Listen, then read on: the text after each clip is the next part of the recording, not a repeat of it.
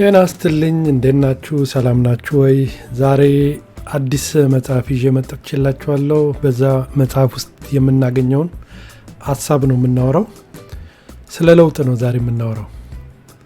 ብዙዎቻችን አሁን ያለንበት ሁኔታ እንዲለወጥ አንፈልግም። በኑሮ ሊሆን ይችላል፣ በስራ ሊሆን ይችላል፣ ትዳር ሊሆን ይችላል፣ የጤናችን ሁኔታ ሊሆን ይችላል፣ የሀገሪቷ ሁኔታ ሊሆን ይችላል። እንዲለወጥ የማንፈልጋቸው ነገሮች አሉ አይደል? በቃ ባለበት እንዲቀር ማለት ነው። ነገር ግን ለውጥ የማይቀር ነገር ነው። ለውጥ ይመጣል።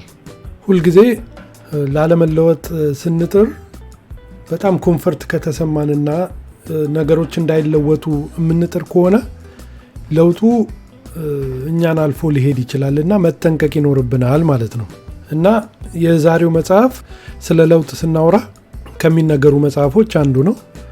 Who Moved My Cheese የሚለው መጽሐፍ እንዴት አድርገን ለውጥን መቀበል እንዳለብን ማለት፣ ሁሉም ለውጥ የግድ መቀበል አለብን ማለት አይደለም፣ ግን የማይቀሩ ለውጦች አሉ። በቃ የግዴታ መቀበል ያሉብን የማይቀሩ ለውጦች አሉ። ሁኔታዎቹን ገምግመን የማይቀሩ የሚሆኑ ለውጦች ስላሉ እነሱ እንዴት ነው መቀበል ያለብን የሚለውን የሚያሳየን መጽሐፍ ነው ማለት ነው። ይሄ መጽሐፍ እንዳልኳችሁ በብዙ ነገር ማለት ነው። ስለዚህ መጽሐፍ ስላሉ ካራክተሮች ስለ ጸሐፊው ከማውራቴ በፊት ጀስት አንድ ምሳሌ ልንገራችሁ። እንዲያው በኢትዮጵያ ስላለው ሁኔታ ምሳሌ ብነግራችሁ፣ ለምሳሌ እኛ ልጅ እያለን አንድ ሱቅ ያለው ሰው ሀብታም ነበር የሚባለው። አሁን መርካቶ አንድ ሰው ካለው ሀብታም ነበር። አሁን ግን ሁኔታዎቹን ካያችኋቸው ወጣቶቹ ብዙ ነገሮችን ኦንላይን ላይ ይሸጣሉ። የቲክታክ ማርኬት ላይ ካያችሁ፣ ፌስቡክ ማርኬት ላይ፣ ሌሎችም የተለያዩ የሶሻል ሚዲያ ማርኬት ላይ ብዙ ነገሮችን ይሸጣሉ።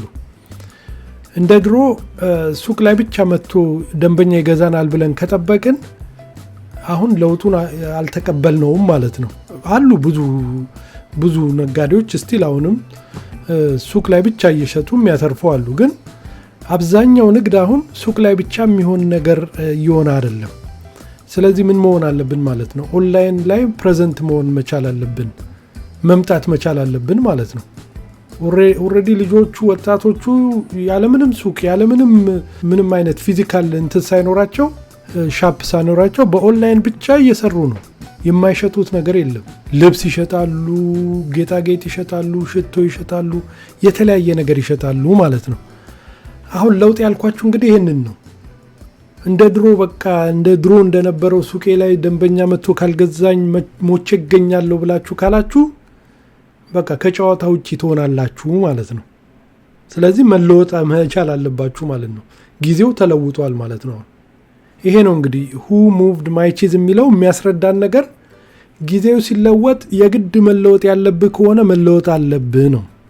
ይሄ የመጣው ነገር የግድ እኛም መለወጥ ያለብን ነገር ከሆነ መለወጥ አለብን ነው። እና ስለዛ ነው የሚያስረዳን ማለት ነው። እንግዲህ መለወጥ ስንል ቼንጅ ስንል አንዳንድ ጊዜ ደግሞ ሪስክ ያላቸው ቼንጆች አሉ። የግድ መለወጥ አሁን ለምሳሌ አንዳንድ ወጣቶች ባህር አቋርጦ ለመሄድ ይወስናሉ። አሁን ይሄ እንግዲህ ሪስክ ያለው ለውጥ ነው ማለት ነው። ህይወት እስከ ማጣት የሚያደርስ ነው ማለት ነው። ለውጡን እዛው አገር ውስጥ ማካሄድ አይቻልም? ሌላ ምርጫ የለውም ወይ? ለምሳሌ ባህር አቋርጠን አውሮፓ የተሻለ የስራ እድል አለ ብለን ካሰብን እስከ ባህር ውስጥ እንደርስ በሱዳን በሊቢያ የሚደረጉ ጉዞዎች፣ ከዛ ደግሞ ከሊቢያ ወደ ዩሮፕ ለመግባት የሚደረጉ በጣም ዴንጀረስ ሲሆኑ ህይወት ሊያጠፉ የሚችሉ በጣም አደገኛ ነገሮች አሉት ማለት ነው። ስለዚህ በጣም ሪስኪ የሆነ ለውጥ ነው ለራሳችን እየፈለግን ያለው ማለት ነው። አሁን እንደዚህ አይነት ለውጦች አይመከሩም። አውሮፓም ከገባችሁ በኋላ ኑሮ እንደምታስቡት ቀላል ላይሆን ይችላል። እና እንደዚህ አይነት ራስን ለመለወጥ የሚደረጉ ነገሮች በጣም ሪስኪየር ናቸው፣ እስከ ህይወት መጥፋት የሚያደርሱ ናቸው። ምንድነው አልተርኔቲቭ አማራጩ ምንድነው ለዚህ የሚለውን ማሰብ ይሻላል ማለት ነው። ስለዚህ ራስን ለውጥ የሚለው ይሄ መጽሐፍ እንግዲህ እነዚህን ሁሉ ነገሮች አመዛዝናችሁ ራሳችሁ መለወጥ አለባችሁ፣ ለለውጥ መዘጋጀት አለባችሁ ነው የመጽሐፉ ዋና ዓላማ። እንግዲህ መጀመሪያ ስለ መጽሐፉ ደራሲ ጸሐፊ ልንገራችሁ። ስፔንሰር ጆንሰን ይባላል። 2017 አካባቢ ነው የሞተው ከዚህ ዓለም በሞት የተለየው። በአብዛኛው የሚጽፋቸው አጫጭር በህይወት እና በቢዝነስ ላይ ያተኮሩ አጫጭር ታሪኮችን ነው የሚጽፈው። ሳይኮሎጂ ነው የተማረው። ሜዲካልም ዶክተር ሆኖ ሰርቷል። ሊደርሺፕም ላይ ስልጠና ይሰጥ ነበረ እና ብዙውን ጊዜ በዋናነት በጸሐፊነት ከማተኮሩ በፊት ማለት ነው። የሚታወቅባቸው መጽሐፎቹ ይሄ አሁን የምናወራው Who Moved My Cheese እና The 1 Minute Manager የሚል ሁለቱ መጽሐፎች በደንብ ይታወቅበታል። ሌሎችም መጽሐፎች አሉት ማለት ነው። እንግዲህ ይሄ ሰው ነው መጽሐፉን የጻፈው። አጫጭር ታሪኮችን ለሰው በቀላሉ በሚገባ መልኩ ነው ታሪኮችን የሚጽፈው ማለት ነው። ስለ መጽሐፉ ታሪክ ባጭሩ ስናወራ 4 ካራክተሮች አሉት መጽሐፉ። እንግዲህ ስለ መጽሐፉ ለውጥን ያስረዳበት በገጸ ባህሪያትን ፈጥሮ ነው ያስረዳው ማለት ነው። 4ቱ ገጸ ባህሪያት 2ቱ አይጦች ናቸው። በጣም ትንንሽ አይጦች ናቸው። ስከሪና ስኒፍ የሚባሉ 2 አይጦች አሉ። ከዛ ደግሞ 2 ትንንሽ ሰዎች አሉ፣ ሄምና ሃው የሚባሉ ማለት ነው። ከነዚህ ስር በጣም ሄም የሚባለው በጣም አስቸጋሪ ነው። ላለመለወጥ ከሚጥሩት መሃል አንዱ ነው። ስከሪና ስኒፍ አይጦቹ እንግዲህ ሲምፕል የሆኑ ባህሪያችንን ያሳያል ማለት ነው። በቃ ቶሎ ለመለወጥ ዝግጁ የሆኑ ባህሪያችን ሰዎችን ነው በዛ መጽሐፍ ውስጥ እንደ ገጸ ባህሪ የሚወክሉት። ሃው የሚባለው ደግሞ መጀመሪያ ትንሽ ሬዚስት ያደርጋል። ከዛ ግን በቃ በራሱ ላይ ስቆ ለመለወጥ ይነሳል ማለት ነው። ሄም የሚባለው ግን በቃ ጭራሽ ለውጥን የማይቀበል ነው። በቃ ምንም ነገር ለመለወጥ አሁን ያለበት ሁኔታ ኮንፈርት ሰጥቶታል፣ ለመለወጥ የተዘጋጀ አይደለም ማለት ነው። እንግዲህ ታሪኩ የሚካሄደው ሜዝ ውስጥ ነው። ሜዝ ማለት ክፍልፍል ያለ ቦታ ብላችሁ አስቡት፣ ውሰዱት። መግቢያ ያለው መውጫ ያለው የሆነ ክፍልፍል ያለ ቦታ ማለት ነው። ሌላኛው ገጸ ባህሪ እዚህ ላይ ቺዝ የሚለው ነው። ቺዝ እንግዲህ በአማርኛ አይብ ማለት ነው። ይሄ ቺዝ የሚባለው ምንድነው የሚወክለው? ምንድነው በቃ የምንፈልገው ነገር ማለት ነው። ስራ ሊሆን ይችላል፣ ቢዝነስ ሊሆን ይችላል፣ ኑሮ ሊሆን ይችላል፣ ጤና ሊሆን ይችላል። የተለያየ ነገርን ነው የሚወክለው ማለት ነው። እዚህ ላይ ምንድነው ስራችንን እንደ ቺዝ ውሰዱት ወይንም ኑሯችንን እንደ ቺዝ ውሰዱት።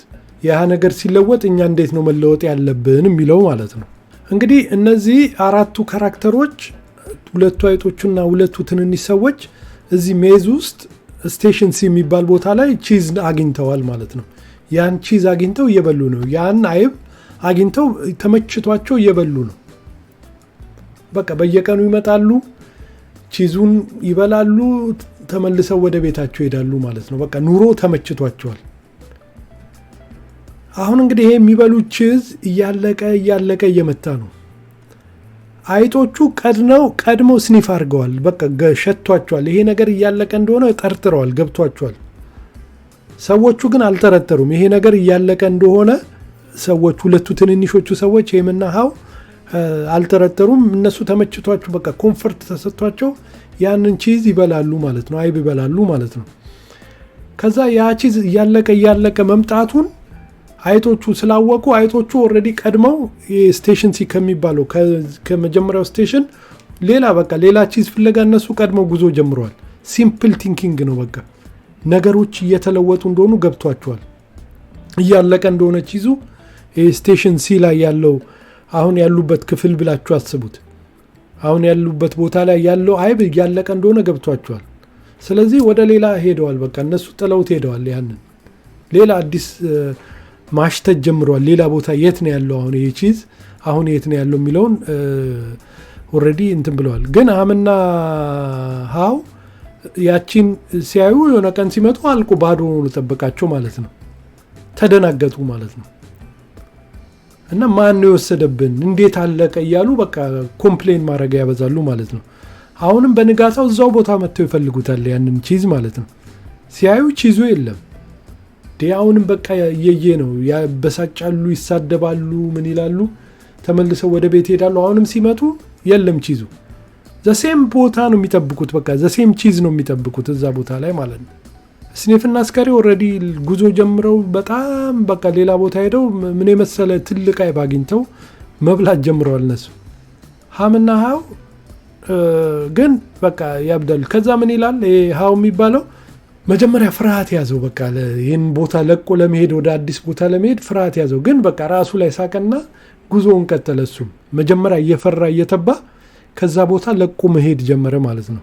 ሃም የሚባለው ቀረ እዛው አልወጣም ብሎ ቀረ። ሃው የሚባለው ነው የሄደው። ሃው የሚባለው ምን አረገ አልኳችሁ? አሁን ቺዙ እንዳለቀ በቃ ተደጋግሞ መጥቶ አይቶታል። ስለዚህ እዚህ ቁጭ ብሎ መጠበቅ እንደሌለው ገብቶታል። ስለዚህ ምን አረገ? ቀስ በቀስ እያለ መውጣት ጀመረ ማለት ነው። ከዛ ቦታ ወጥቶ ወደ ሌላ ቦታ መፈለግ ጀመረ ማለት ነው። በፍራቻ ይመለሳል፣ ይሄዳል፣ ይመለሳል፣ ይሄዳል። ይሄም ቢባለው ግን በቃ ሁሌ እየመጣ ያለቅሳል። ማን የወሰደው ይላል፣ ኮምፕሌን ያደርጋል፣ ተመልሶ ወደ ቤቱ ይሄዳል ማለት ነው። ከዛ ይሄ ሃው የሚባለው ሄደ፣ ፈለገ፣ ምን አለ ፋይናሊ አገኘ ማለት ነው። ቺዙን አይጦቹ እየበሉ ያሉበትን አዲሱን ቦታ አገኘ ማለት ነው። ተለወጠ ማለት ነው። መጀመሪያ በጣም ሬዚስት አድርጎ ነበር፣ ተለወጠ ማለት ነው። ይሄ ግን ሄም የሚባለው ግን በቃ አልለወጥም፣ ቺዜን መልሱልኝ እያለ እዛው ቦታ ያለቅሳል ማለት ነው። ታሪኩ በቃ ባጭሩ ይሄ ነው ታሪኩ። አይጦቹ የለም አለቀ ብለው በቃ ኮምፕሌን የለ ምን የለ በቃ ሲምፕል ማይንድ ነው። ተነስተው ጉዞ ጀመሩ ወደ አዲስ ፍለጋ ማለት ነው። እነዚህ ትንንሽ ሰዎች ግን መጀመሪያ ኮምፕሌን አረጉ። ቀጥለው ግን አሁን አንደኛው ብቻ ተለውጦ ተነስቶ ሄደ። በቃ እንደሌለ ገባው፣ ራሱ ላይ ሳቀ፣ ተነስቶ ሄደ፣ አገኘ። ሄም የሚባለው ግን አልለወጥም አልቀየርም ብሎ ቁጭ ያለ ማለት ነው። ቅድም የነገርኳችሁ ምሳሌ ያንን ነው። አንድ ሱቅ ያለ ሰው እንደ ድሮ ደንበኛ ለምን አልመጣም ብሎ የሚያለቃቅስ ከሆነ በቃ ሱቁን ይዘጋል። እርግጠኛውን የምነግራችሁ ልክ እንደ ሄም ነው። እንደ ሄም ሱቁን መዝጋቱ አይቀርም። ለምን አሁን ነጋዴዎቹ ልጆቹ ወጣቶቹ ልክ እንደ አይጦቹ ኦንላይን ላይ ጀምረውታል ንግዱን ማለት ነው። ኦልሬዲ አጣጥፈውታል። ልብስ ይሸጣል፣ ምናምን ይሸጣል፣ የማይሸጡት ነገር የለም ኦንላይን ላይ። ሃም ግን አሁንም ቤቱ ሱቁ መጥተው እንዲገዙት ነው የሚጠብቀው ያለው። አይሆንም፣ ያ እየተለወጠ ነው። ሱቁ እንዳለ ሆኖ ኦንላይንም ላይ ፕሬዘንት መሆን አለብህ ማለት ነው፣ እንደ ሃው የሚባለው ማለት ነው። በቃ እየፈራም እየተባም እንዴት ነው የሚሰራው የሚለውን እየተማርክም ቢሆን ፕሬዘንስህን መጀመሪያ መለወጥ አለብህ ማለት ነው። ብዙ ሱቆች አሁን አማዞን ምናምን ሲመጣ ብዙ ሱቆች የከሰሩት በዛ ነው። እነሱ አሁንም ደንበኛ እዛ መጥቶ እንዲገዛ ምናምን ነው። ግን ኦንላይን ላይ ፕሬዘንት ማድረግ መጀመር አለባችሁ። ለውጥ የሚለው ይህንን ነው። እና አንዳንድ ጊዜ ለውጥ የማይቀር መሆኑን ማወቅ አለባችሁ ማለት ነው።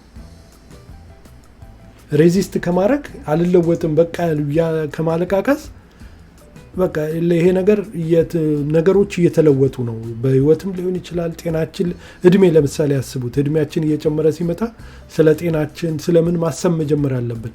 እንደ ወጣትነት ጊዜ እንዳለው አይሆንም ሁሉ ነገር በብዙ ነገር ማለት ነው። ስራ በተመለከተ ካያችሁ፣ ስራ ለምሳሌ ካያችሁ፣ ስራ ስትቀጠሩ ጁኒየር ሆናችሁ ይሆናል የተቀጠራችሁት። ግን ራሳችሁን ለለውጥ ማዘጋጀት አለባችሁ። ወደ ሲኒየርነት ስትሄዱ ከዛ ሊደርሺፕ መማር አለባችሁ። ድሮ ሙያ ላይ ብቻ ነበር የምታተኩሩት። አሁን ደግሞ ወደ ሊደርሺፕ ምናምን ራሳችሁን እየለወጣችሁ መምጣት አለባችሁ ማለት ነው። ሁል ጊዜ ቼንጅን ማደፍነፍ አለባችሁ ማለት ነው። ለውጦችን ማደፍነፍ አለባችሁ። አካባቢ እንዴት ነው እየተለወጠ ያለው? ሀገሪቷ እንዴት ነው የተለወጠ ያለችው?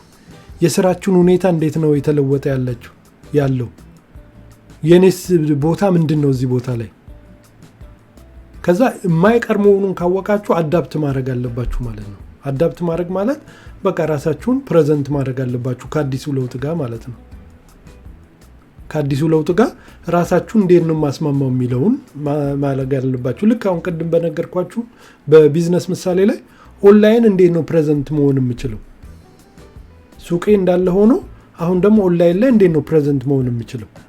ቴክኒኮችን መማር አለባችሁ ማለት ነው። የኦንላይን ፕሬዘንስ ማለት ነው እንጂ እንደዛኛው በቃ በድሮ በነበረ ሁኔታ ላይ ተጣብቄ እቀራለሁ ካላችሁ ለውጡ ጥሏችሁ ይሄዳል ማለት ነው። ከባድ ኪሳራ ነው የሚደርስባችሁ ማለት ነው በብዙ አንጻር። ያው እኔ በትኩረታችን እኛ በቢዝነስና በሊደርሺፕ ላይ ስለሆነ ሞር ስለ ቢዝነስ እያወራው ነው እንጂ በብዙ ነገር አንጻር ማነፍነፍ መጀመር አለባችሁ ማለት ነው። ምንድን ነው እየተለወጠ ያለው? የኔስ ነገር እንዴት ነው ማለት ነው። አሁን በተለይ ደግሞ ኤአይ እንደምታውቁት የመጣ ያለው ነገር በጣም ከባድ ነው አይደል? ራሳችንን ከዛ ጋር እንዴት ነው ማስማማት የምንችለው የሚለውንም ማሰብ ጀመር አለባችሁ ማለት ነው። አዎ ትክክል ነው። ለውጥ ያስፈራል። ሲጀመር ለውጥ በጣም ያስፈራል። ለመለወጥ ያስፈራል።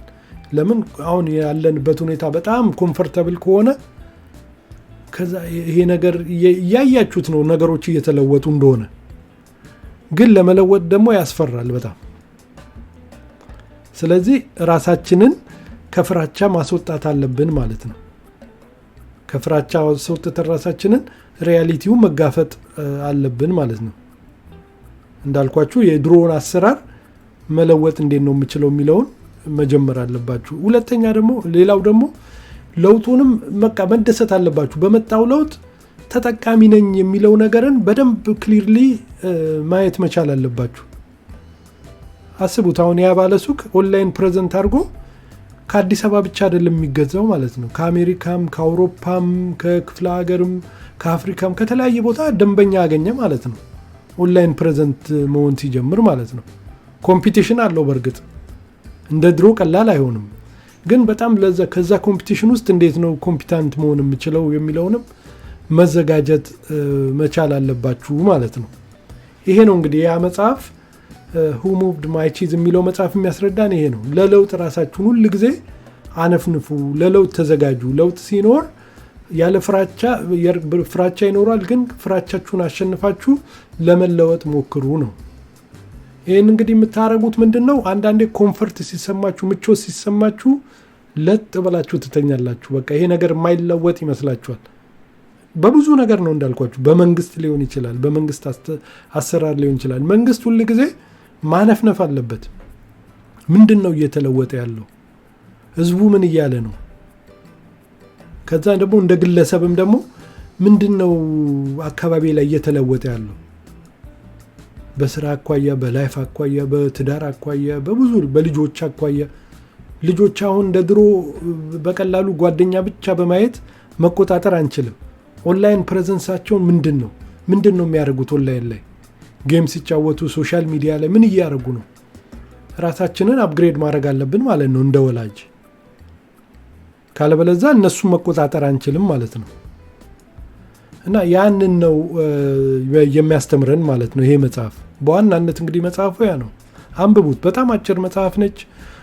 ኦዲዮም አለ፣ ምንም አለ። እሱን ብታዳምጡት በቃ በአጭር ታሪክ አድርጎ ነው የሚያሳያችሁ። የስኒፍ እና የስከሪ የሁለቱ አይቶች ሲምፕል ቲንኪንግ፣ በቃ ቀላል ሀሳብ ነው እና በጣም ፈጣን ውሳኔ ነው የወሰኑት። በቃ ምንም ነገሮቹን አላወሳሰቡም።